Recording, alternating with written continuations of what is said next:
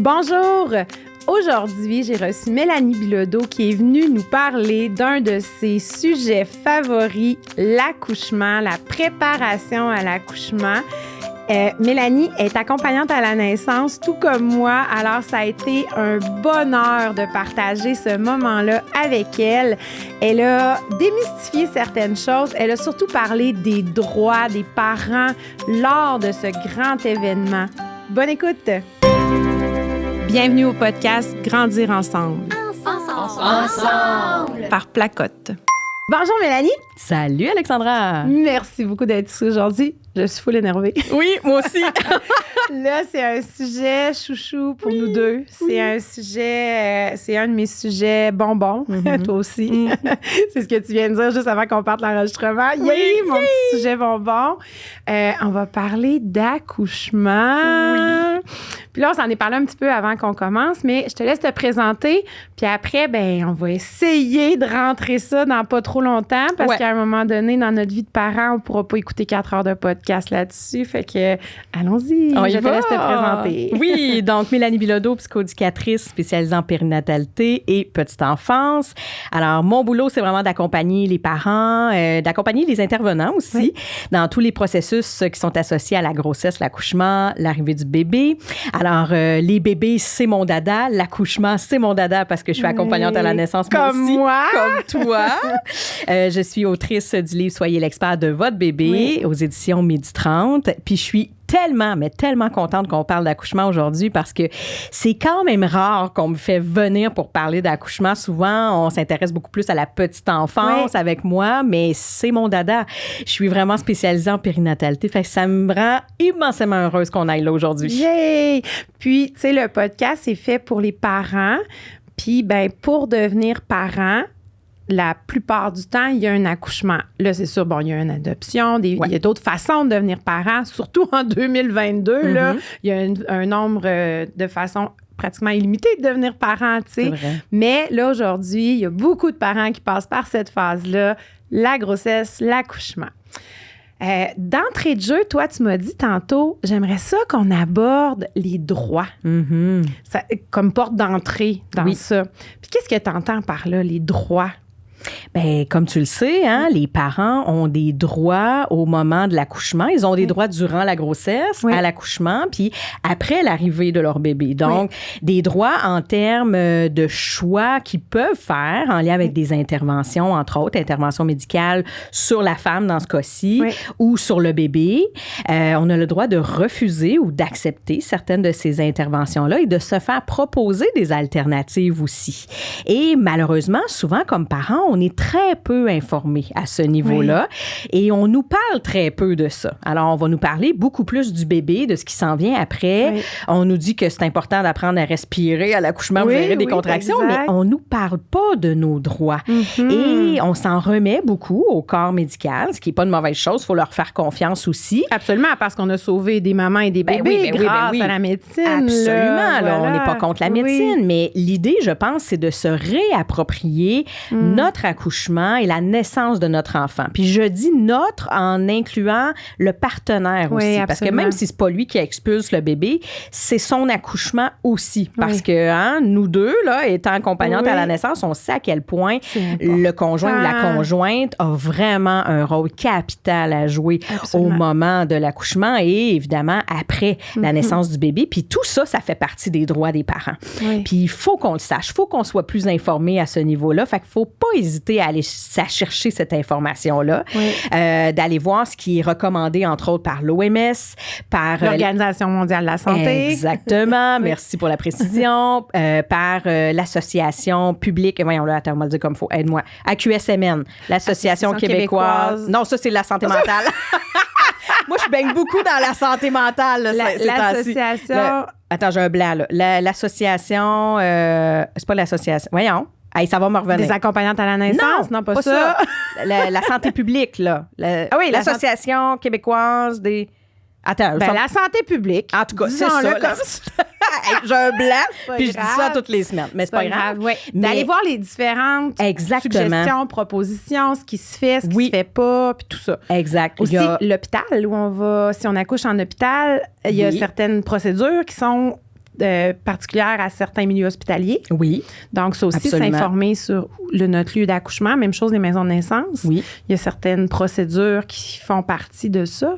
Oui, les procédures vont être très différentes d'une maison de naissance à un centre hospitalier. Oui.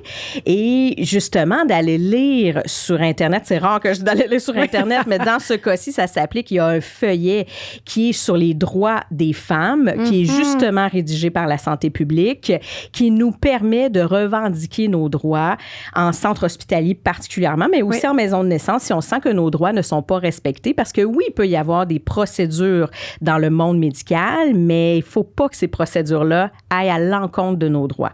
Et quand je parle de nos droits, il y en a énormément, mais je pense entre autres au droit d'avoir une naissance qui est à la hauteur de nos souhaits dans la mesure du possible. Oui. Donc, si la santé de la mère et du bébé, tout va bien à ce niveau-là, bien, on a le droit de demander certaines affaires, puis d'exiger même certains trucs. Tu sais, si on dit, je veux, par exemple, avoir un accouchement le plus naturel possible, bien, ça va me prendre des conditions optimales pour en venir à un accouchement naturel, dont celui d'avoir de l'intimité, d'avoir du calme autour de moi, de ne pas être dérangé à tout moment, que la lumière soit tamisée, que, bon, bref, il y a beaucoup de choses à mettre en place. Bien, il faut que ça soit respecté, ça, puis j'ai le droit de le demander, de dire aux infirmières, j'aimerais que quand on entre dans la chambre, on ne parle pas trop fort. Oui. J'aimerais qu'on s'adresse à mon partenaire, à mon conjoint, ma conjointe, plutôt qu'à moi, pour ne pas me sortir de ma bulle et que je puisse demeurer concentrée. Oui. Donc, il y a toutes sortes de droits comme ça qu'on a au moment de la naissance, puis c'est important de les faire valoir, puis ils ne sont pas toujours respectés. Oui. On se doit de le dire, c'est quand même important. La violence obstétricale, ça existe. Oui. C'est pas un concept inventé par les matantes granoles. Ça existe pour vrai. T'en es témoin. Oui. J'en suis moi aussi, malheureusement. Malheureusement. Vraiment, malheureusement. Il y a des procédures, entre autres, je pense à l'épisiotomie. Tu sais, on va pas faire un long bout là-dessus. Mais faire la couper directement pour que bébé sorte. C'est ça, couper le périnée. Oui. On le sait que c'est une intervention qui est proscrite par l'Organisation mondiale de la santé, malheureusement. Certains médecins le font encore. Parfois, c'est vrai qu'il faut peut-être se rendre là, mais honnêtement, là, en 12 ans de carrière d'accompagnante, j'en ai pas vraiment vu des situations où on n'avait pas le choix. Parce qu'il y a des plans B et C. Il y a des alternatives qui existent. Et quand je parle des droits, bien, c'est ça.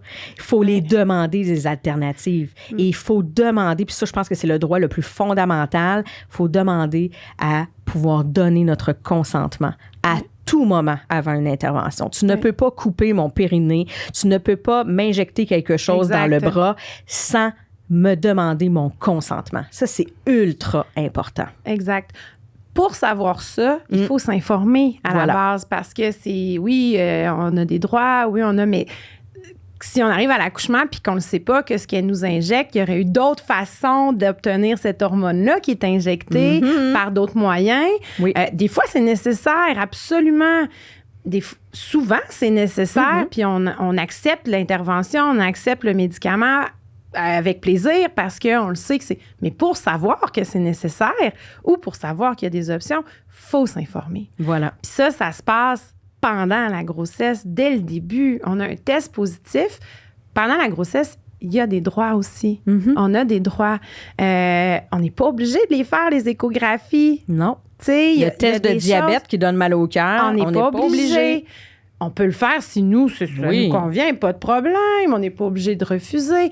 Mais il faut le savoir, ça, qu'on a le droit. Puis, je pense que, tu sais, quand on parle d'une préparation à l'accouchement, on voit souvent, on pratique les positions d'accouchement, les points de pression. On s'informe sur les stades de l'accouchement ou le développement du bébé jusqu'à 40 semaines, 40 semaines-ish, là, des fois. On en parlera ça aussi. Oui. Mais... on s'informe beaucoup là-dedans. On veut, par exemple, on s'informe sur qu'est-ce que c'est la péridurale. Si je la veux, qu'est-ce que ça implique? Si je la veux pas, qu'est-ce que ça implique? Mais on se renseigne pas souvent sur tout ça. Non. Sur qu'est-ce qu'on a le droit de refuser. En réalité, on a le droit de tout refuser tant que notre vie et celle du bébé n'est pas en danger. Exact. Exactement. Puis j'ai le droit de demander pourquoi j'aurais cette intervention-là, cette médication-là. Quel est le bien fondé derrière ça? Pour faire un choix éclairé. Et voilà. Encore une fois, ça revient au consentement. Puis un consentement, ça se donne quand c'est de façon éclairée. Si j'ai pas toute l'information, puis je te dis oui, c'est correct, injecte-moi ça, mais je sais pas qu'est-ce que ça va avoir comme conséquence sur moi, sur mon bébé, conséquences potentielles. Et je sais pas c'est quoi les alternatives. Parce que c'est souvent ce que les parents vont me dire après la naissance d'un premier bébé où ils n'ont pas été accompagnés, qui n'ont pas eu d'accompagnante à la naissance, qui n'ont pas été nécessairement préparés de façon optimale non plus. Ils vont dire, avoir su qu'il y avait une alternative, je l'aurais prise. J'aurais essayé autre chose, mais je le savais pas. Puis ça, c'est l'affaire la plus triste, je trouve, selon moi, là, parce que ce qu'on souhaite, c'est pouvoir s'approprier notre accouchement, la naissance, l'empowerment, là, c'est ultra important. C'est un moment tellement important dans une vie, donner naissance, accoucher, là, c'est un moment qui ne reviendra pas. Il faut que tu puisses t'approprier ça puis te dire, ça m'appartient à moi. Et le corps médical ou les intervenants, les professionnels autour sont là pour m'accompagner. C'est pas eux qui accouchent à ma place. Tu sais, la fameuse... Le médecin m'a accouché. Voilà, la fameuse phrase. Je savais que tu le saurais. Le médecin m'a accouché. C'est lui qui m'a accouché. Là, je le sais qu'on a l'air des granoles fini quand on dit ça, puis des féministes qui brûlent leur brassière, mais c'est pas ça. Non. C'est pas vrai que c'est le médecin qui t'a accouché. C'est toi qui as accouché avec ton bébé. Avec ton bébé puis avec ton partenaire. Oui. Donc, t'as pas le droit de toi-même de dire « il m'a accouché », tu sais. Puis de dire « il m'a accouché », c'est parce que tu y as complètement remis, ou du moins partiellement remis entre les mains la naissance de ton enfant.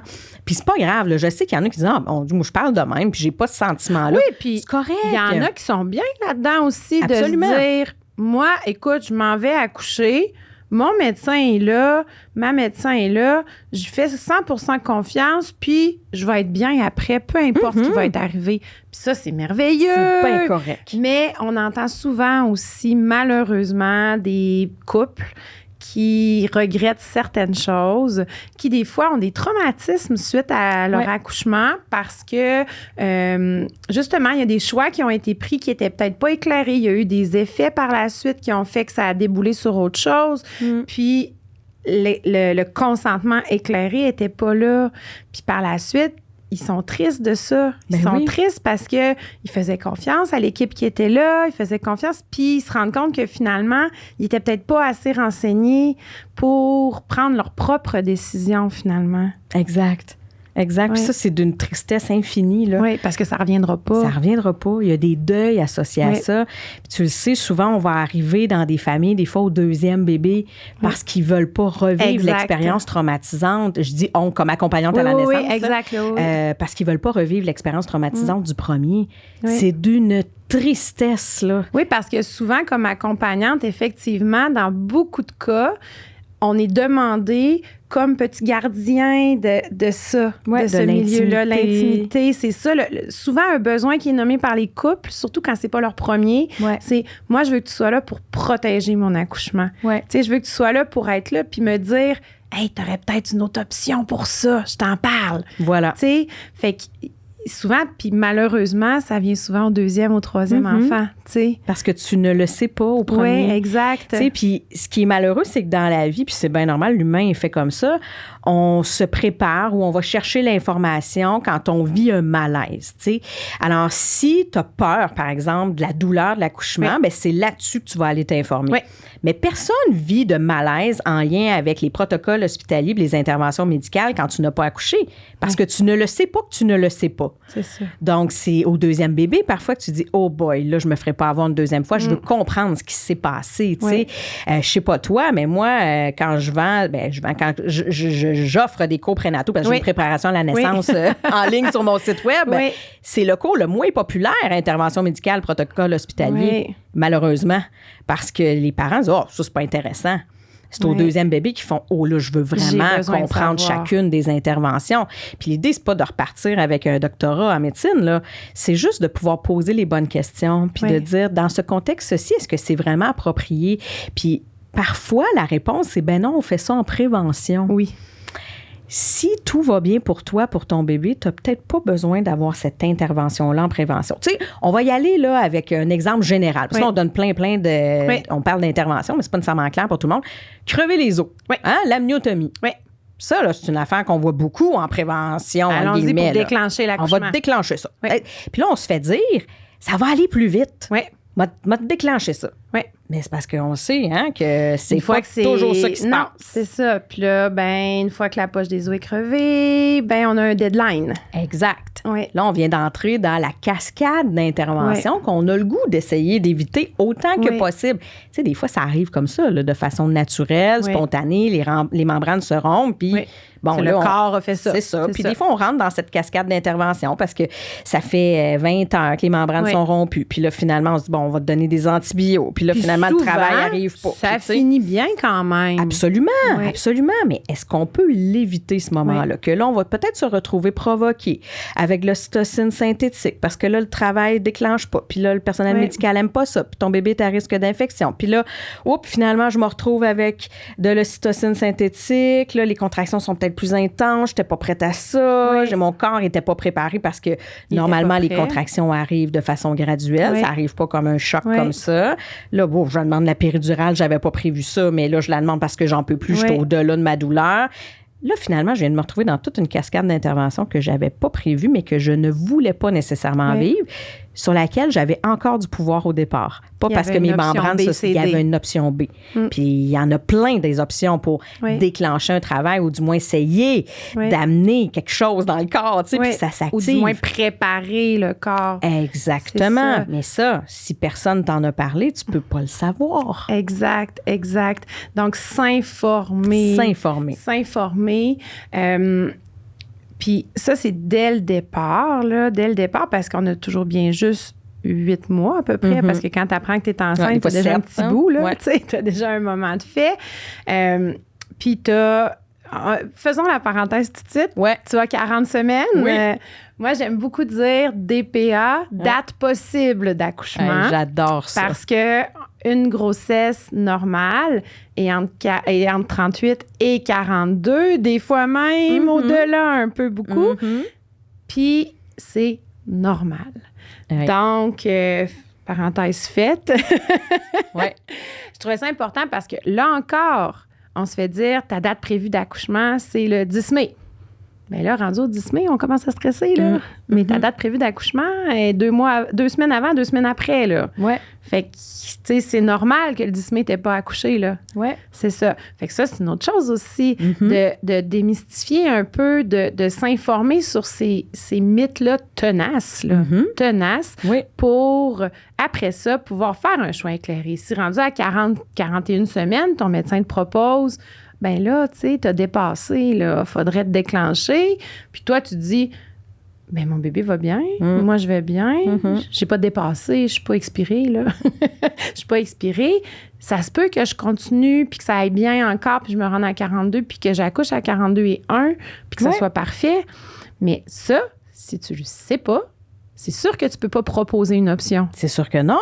Et il y a des tests qu'on peut aller passer pour savoir si tout se passe bien pour moi, pour mon bébé, pour la mère, le bébé. Tu sais, puis ça aussi, les médecins ne nous expliquent pas nécessairement. Non, des fois, oui, mais il faut poser la question aussi.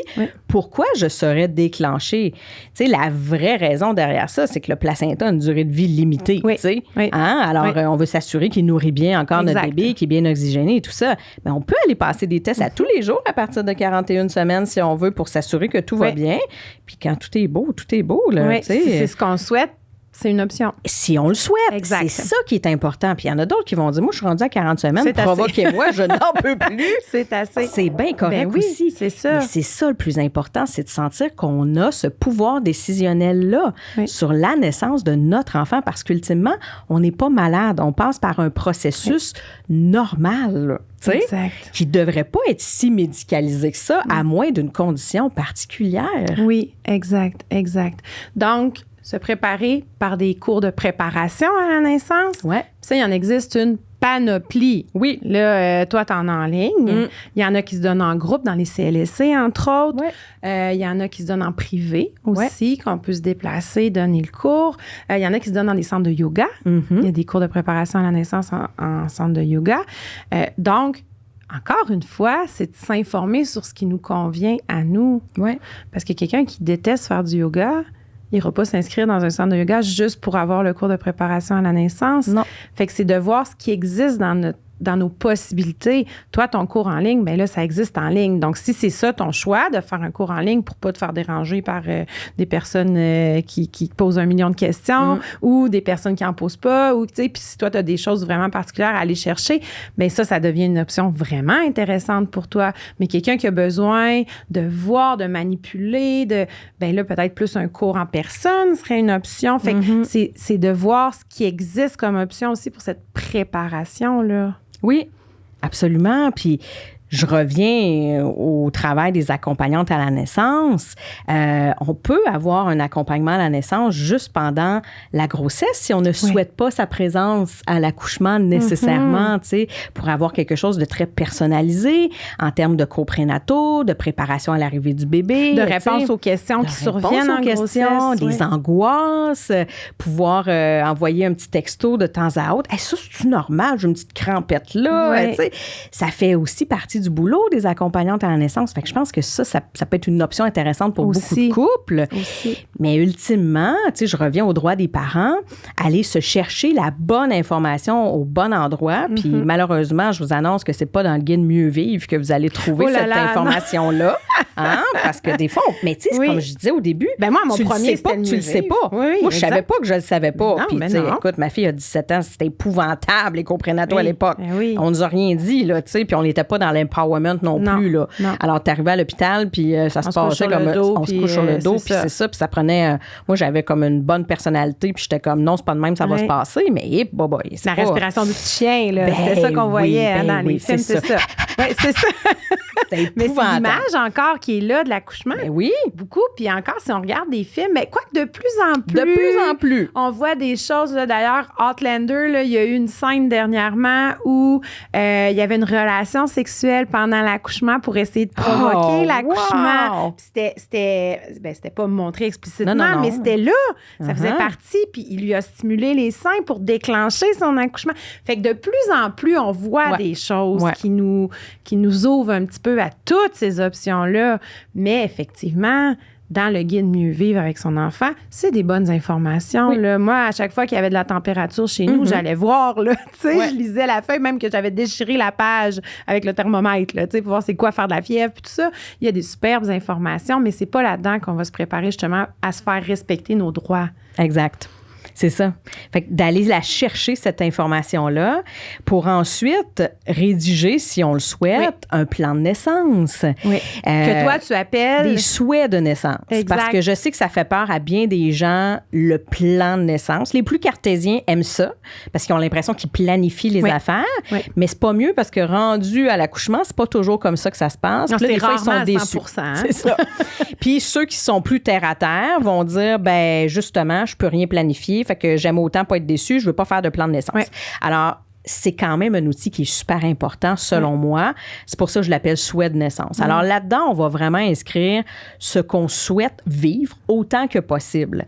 Et c'est toujours dans la mesure du possible. Tu sais, c'est pas quelque chose qui est super directif. Je veux ça, je veux ça, je veux ça. C'est je souhaiterais, nous aimerions, dans la mesure du possible, si maman va bien, bébé va bien. C'est ça l'idée, tu sais. Et c'est là qu'on va pouvoir inscrire tout le déroulement de l'accouchement qu'on aimerait vivre pour que nos droits soient respectés. Parce que c'est pas entre deux contractions, quand tu fais des comme ça, que tu vas dire à l'infirmière, peux-tu arrêter de parler? Oui, c'est ça, non. mais non. C'est pas là. C'est pas là. Puis c'est là aussi le conjoint, la conjointe devient très, très important pour faire respecter ces souhaits-là. Parce que c'est un peu le gardien, la gardienne de ces souhaits-là pour justement faire passer le message. Hey, dans nos souhaits de naissance, dans notre plan de naissance, on avait dit qu'on aimerait ça que les lumières soient pas allumées. Et là, à chaque fois que le médecin rentre, il ouvre les lumières. Mais c'est parce qu'il sait pas qu'on souhaite ça. Donc, c'est vous lui transmettre l'information. Fait que c'est ça, C'est ça. Donc, le souhait de Ouais, naissance. les souhaits de naissance. Puis de plus en plus, particulièrement à l'hôpital, parce que souvent, en maison de naissance, on a moins besoin de faire les soins de naissance parce qu'ils sont très discutés avec la sage-femme avant. Déjà, c'est ça. Ça se fait un peu plus d'emblée. C'est ça. Pour ceux qui ne connaissent pas ça du tout, là, en maison de naissance, les rendez-vous sont beaucoup plus longs qu'avec un médecin. Au niveau médical, ça se ressemble beaucoup. Là, les examens qui sont proposés, tout ça, ça se ressemble beaucoup. Mais c'est surtout au niveau interaction. La sage-femme est beaucoup plus là aussi pour la maman, pour au moment de la naissance. Au moment de la naissance, c'est ça. Mais même avant, là, pour préparer la maman, pour poser les bonnes questions, pour justement que les souhaits de naissance soient respectés versus le médecin qui a quand même un quota à remplir dans sa journée qui est différent. Il y a 12 minutes, c'est deux métiers fois, différents, finalement. Oui. Mais un n'est pas meilleur que l'autre, selon moi. Non. Tout le monde y trouve son compte. Mais c'est ça. Donc, quand on accouche plus à l'hôpital, en centre hospitalier, ben c'est encore plus important que ces souhaits-là soient clairs. Ouais. J'adore ça. Je vais garder souhait de naissance maintenant. Que ces souhaits-là soient clairs et discuter aussi avant l'accouchement avec le médecin. Autant que possible, mais il faut se rappeler que le médecin, on le verra pas beaucoup à l'accouchement. Non. T'sais, des fois, il arrive vraiment juste pour l'expulsion. Et des fois, c'est pas notre médecin qui est là. Et voilà. Alors, c'est encore plus important, selon moi, d'avoir rédigé ça par écrit. Pour les infirmières, parce que c'est avec elles que vous allez travailler. Et il y a des changements de chiffres, et il y a des pauses. Et finalement, tu as une infirmière qui c'est pas la tienne, c'est celle de la chambre d'à côté, parce que l'autre est... Tu sais, il faut que l'information puisse circuler. Moi, ce que je fais là avec les clients, je leur demande de coller le plan de naissance sur la porte. On en donne un à l'infirmière qui vont mettre dans le dossier, mais j'en colle un sur la porte avec les affaires les plus importantes. Tu n'as pas besoin d'écrire... tu veux le clampage tardif du cordon nécessairement sur ta porte. Là. C'est plus pour l'ambiance. Tu sais, pour qu'ils voient... Moi, j'ai même des clients qui ont fait des pancartes « accouchement naturel en cours ». OK. Donc, déjà, tu le sais, là, là-dedans, là, ça risque d'être un petit peu mollo. Là. On va rentrer, la lumière est fermée, il y a des petites compresses d'eau chaude là. Oups, ils ont mis un petit diffuseur. La madame a fait des sons. Juste ça.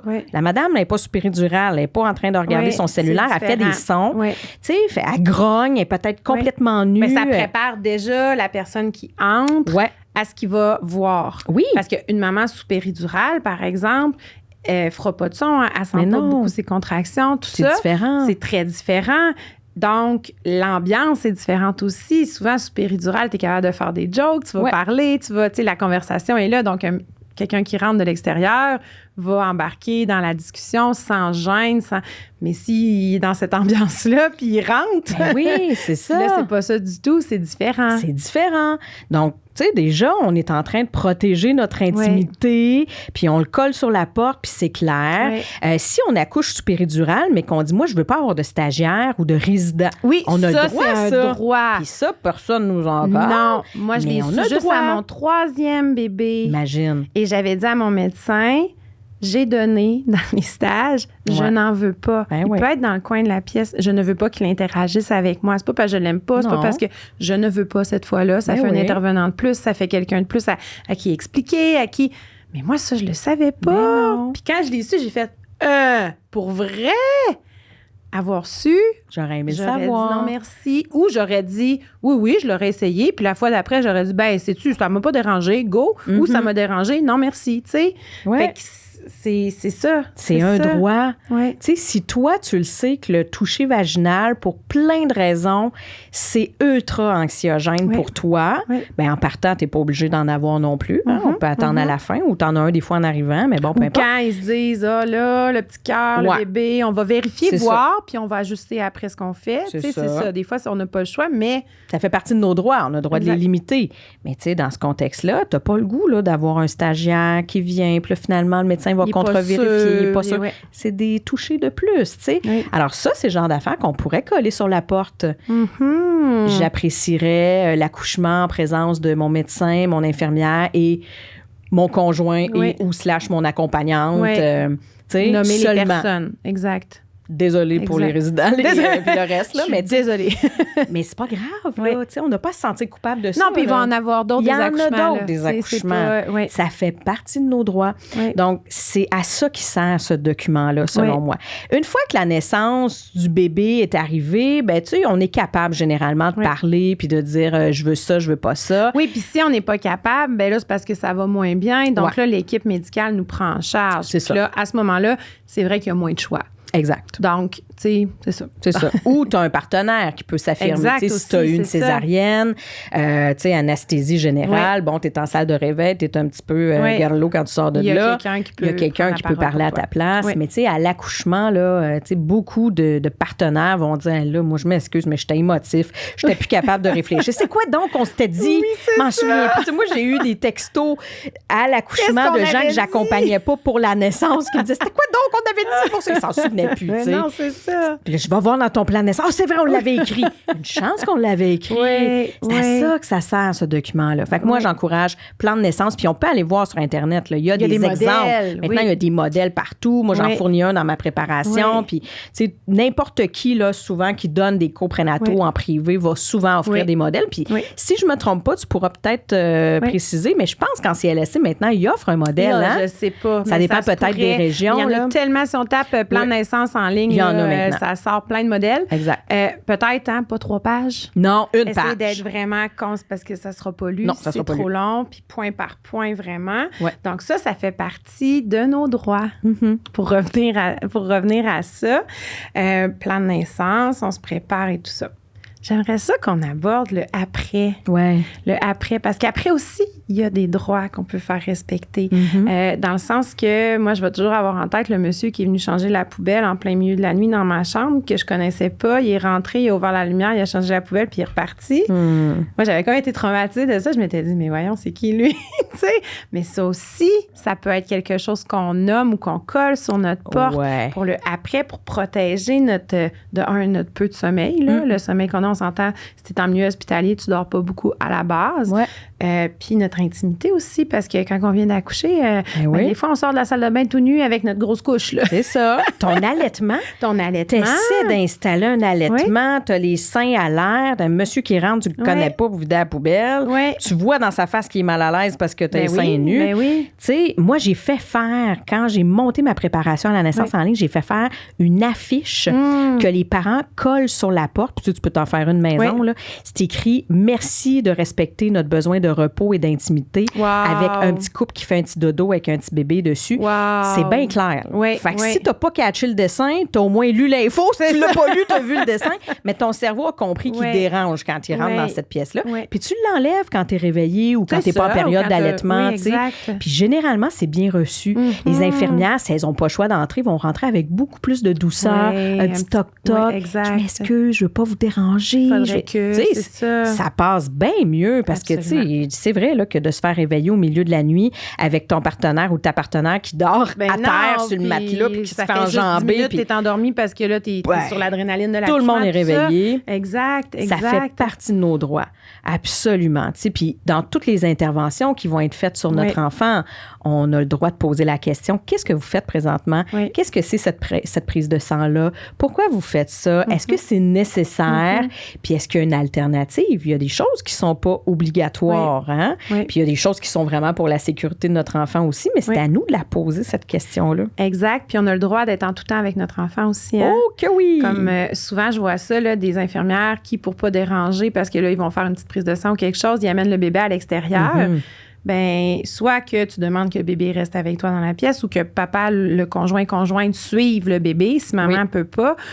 On a le droit à ça aussi. Oui. Bébé peut toujours avoir un adulte signifiant pour lui. Donc, papa, maman, conjointe, accompagnante à la limite pour une maman qui est solo maman puis que l'accompagnante est là. Mais ça, c'est un droit aussi qu'on a. Ça se fait encore, ça, sortir le bébé? Parce que moi, je viens de Trois-Rivières. Hein? Puis Trois-Rivières, nous, on a eu un enlèvement de bébé. Je ne sais pas si vous vous souvenez de cette histoire qui a fait le tour du Québec. On a eu un enlèvement. Ça doit plus se faire beaucoup dans ce milieu. Pas du tout. Non, c'est ça. Pas du tout. Toutes les infirmières sont très, très vigilantes puis elles nomment d'emblée aux parents. Jamais quelqu'un va sortir avec ton bébé. Tu restes avec ton bébé. Tu sais, fait que la mentalité a complètement changé du jour au lendemain. Je sais pas en temps de COVID si ça se fait encore, mais avant la COVID, ça se faisait. Fait qu'il y a 2 ans, moi, je l'ai vu, là. J'ai été témoin de ça. Puis ça, ben c'est ça. C'est un droit aussi qu'on a. Puis on le sait pas toujours. L'infirmière arrive, puis je vous dérangerai pas, là, je vais sortir de la pièce. Si ça ne dérange pas de problème. Et si on dit, ben là, pourquoi tu t'en vas avec mon bébé? On pose nos questions. Fait que c'est de poser nos questions aussi tout le temps. Poser des questions. Puis il faut pas avoir peur de déranger. Des fois, on se sent un peu fatigant. On dit, je vais être la madame ou le monsieur fatigant avec mes questions. Non, c'est ton droit, c'est ton enfant. Tu sais. Puis la minute que ton enfant est né, là, c'est toi qui as le droit sur lui. Hein? Tu es son tuteur légal. Tu sais. Fait que tu peux poser des questions. Tu peux demander d'avoir une ressource de soutien en allaitement. Ça fait partie de tes droits. Hein? L'Association pour la santé publique du Québec. On l'a, là. Association pour la santé publique. ASPQ. Enfin, mon cerveau revient. Tu peux demander ça, tu sais. Alors, si on dit, ben là, c'est un petit peu difficile, ton bébé prend pas bien le sein, on va te donner un petit supplément, une petite préparation commerciale. Si c'est non pour toi, c'est non pour toi. Tu as le droit. Tu dis, ben là, est-ce que mon enfant est en train de dépérir? Là? Il va-tu mourir dans la prochaine heure s'il ne boit pas du... Non, c'est juste que l'allaitement est difficile. Bon, ben envoyez-moi une ressource, s'il vous plaît. Sinon, donnez-moi des contacts, je vais appeler une marraine d'allaitement.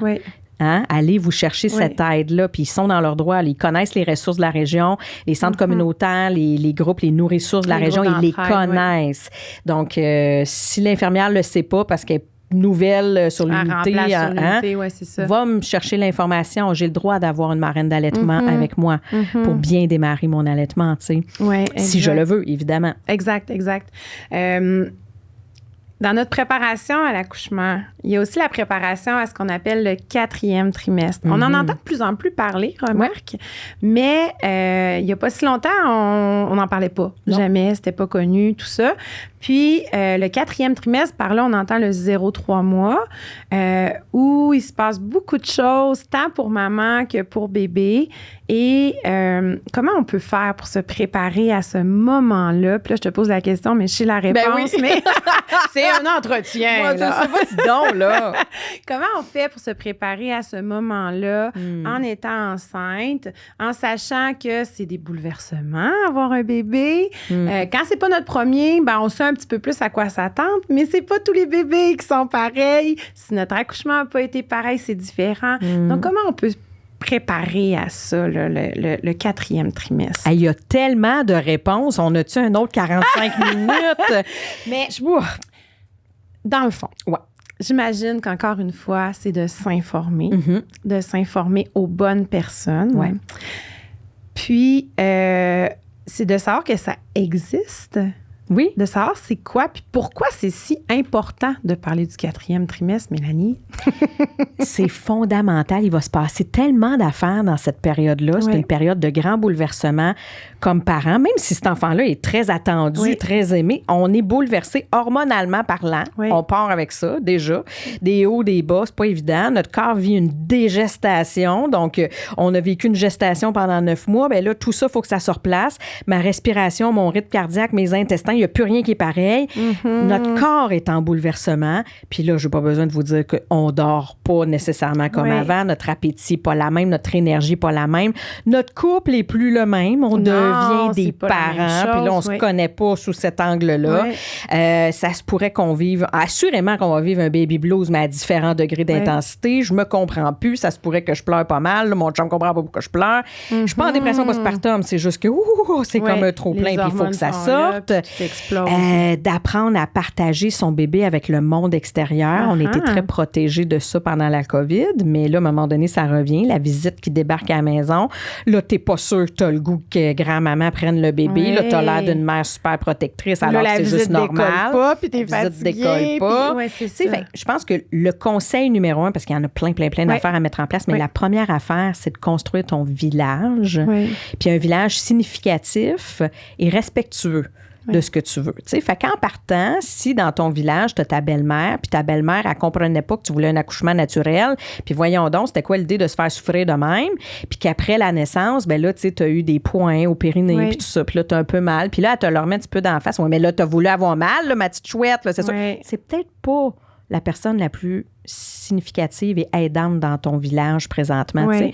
Fait que de trouver des gens que tu sais qui vont être là pour t'accueillir puis te respecter, puis que si tu as envie de pleurer, ils vont pas te dire, ben voyons donc, là, il est là ton bébé. Là. Fait, non. Il est en santé. C'est ça.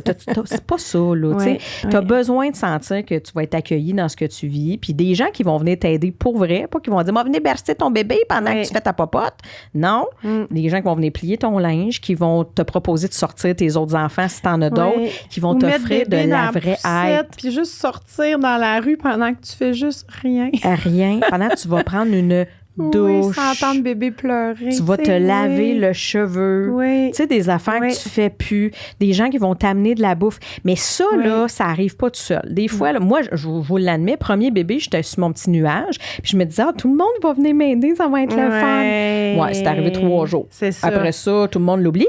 Puis tu l'as bien nommé, 4e trimestre. Fait que les gens sont là le premier mois, trouvent ça bien cute. Si t'es chanceux, sont là les 2, 3 premiers mois, mais ça commence à descendre avec le temps. Puis après 3 mois de l'aide, t'en as plus.